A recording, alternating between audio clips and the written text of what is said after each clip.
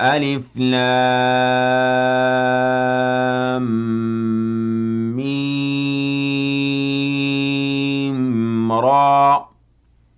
تلك آيات الكتاب والذي أنزل إليك من ربك الحق ولكن أكثر الناس لا يؤمنون.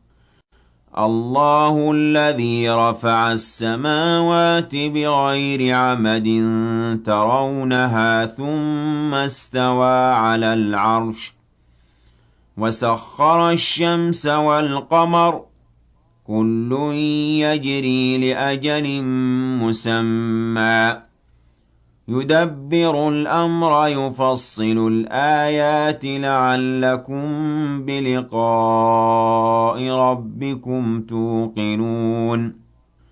وهو الذي مد الأرض وجعل فيها رواسي وأنهارا ومن كل الثمرات جعل فيها زوجين اثنين يغشي الليل النهار إن في ذلك لآيات لقوم يتفكرون.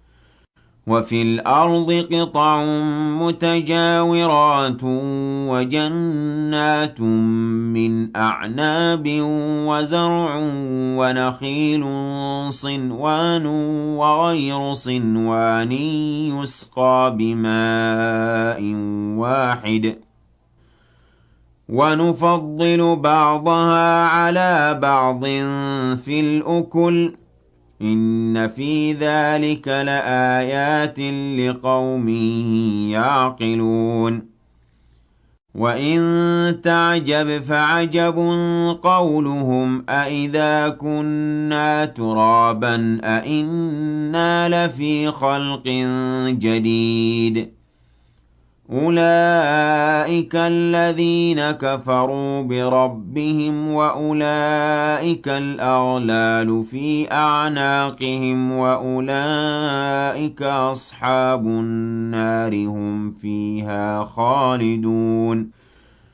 ويستعجلونك بالسيئة قبل الحسنة وقد خلت من قبلهم المثلات وإن ربك لذو مغفرة للناس على ظلمهم وإن ربك لشديد العقاب.